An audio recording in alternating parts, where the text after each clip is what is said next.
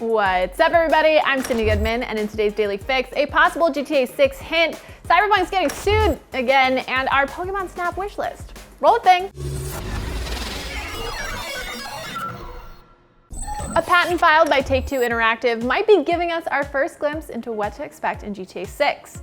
The patent application, titled System and Method for Virtual Navigation in a Gaming Environment, was filed by Rockstar's parent company Take-Two in April 2019, and was recently discovered by Reddit users. The system described within was developed by Rockstar's lead AI programmer, Simon Parr, and David Hind, Rockstar's Associate Director of Technology. Alrighty, the new system and what it could mean for our gameplay. It's designed to create, quote, a realistic world that is not limited by hardware and software limitations. This is in response to conventional systems that aren't able to produce the kind of NPC behaviors players expect due to limits of current processor and memory bandwidth. This is specifically in relation to traffic behavior. Of particular note is that the system means, quote, each NPC can define its own specific characteristics in traversing the road nodes.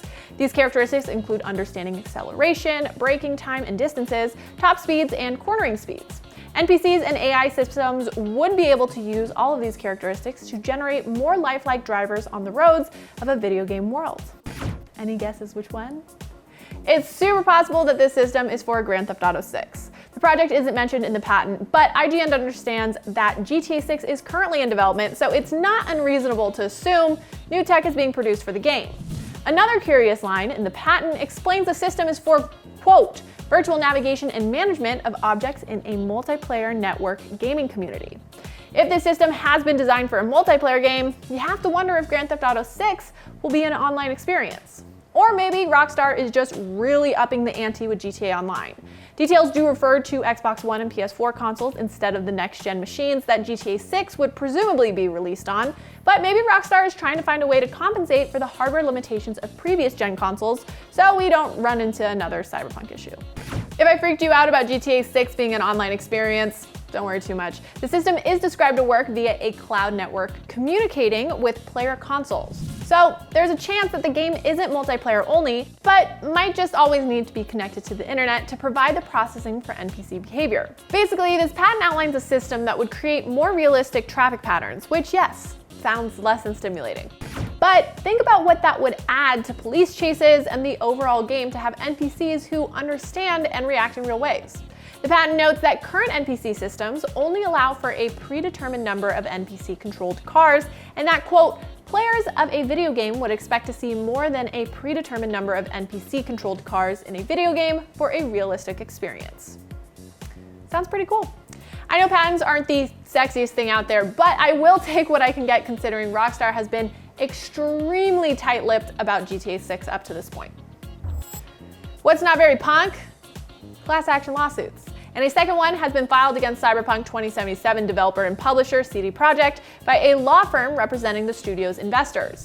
CD Projekt states in a regulatory announcement that it has received a lawsuit, which has been filed in the U.S. District Court for the Central District of California on behalf of investors.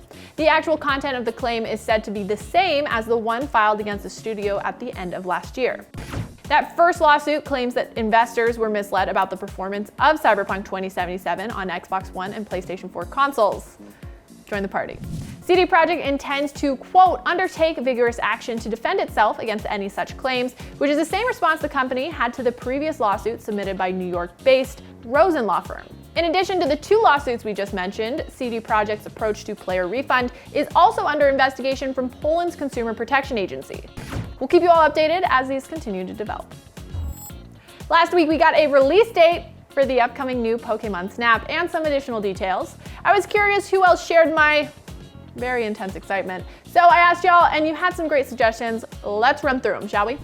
Mikhail Perrault wants the puzzles to remain in the game, like, quote, throwing Charmeleon in the lava to make it evolve to Charizard. Or, one of my personal favorites was luring Slowpoke to dip its little tail in the river and evolve into Slowbro. So, I feel you on that, Mikhail.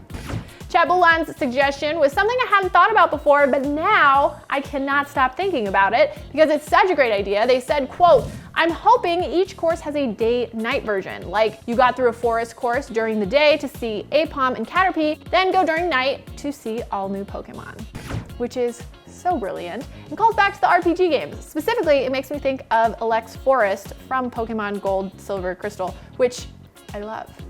Kikio Hearts wants a, quote, nostalgia-inducing welcome back, which I can totally hear right now. Welcome back. I also do the yes all the time in real life, and no one ever really notices, but it's actually in reference to Pokemon Snap when you choose a level, so I am very in. A few folks, Liquid Ghost and Panda, myself included, are asking for the original Pokemon Snap to be bundled, and I completely agree. I too want this. It would be the absolute best to be able to play an updated version of P-Snap with the new version. We'll do one more suggestion, which comes from Jello Jackalopes, who said, quote, I want Oak to be proud of my garbage pictures for once. To which I say, the truth hurts, my dude. Unfortunately, Oak's snide remarks still haunt me to this day. Thanks everyone for your suggestion. Should we do more of these? Let me know if you like the community roundup sort of vibe. Let me know in the comments. And that's Daily Fix. I'm Sydnee Goodman, and I hope your day is as awesome as you are. Now that you're all caught up in the news, if you haven't gotten enough of me yet, check out our video where I, Sydnee Goodman, attempt to make a homemade PS5. And it goes exactly how you think it would, so check it out. Download the IGN app on all your mobile devices, subscribe to Daily Fix on Snapchat, and for all things everything else, IGN.com. That was a lot of movement, sorry. But thanks for watching this far.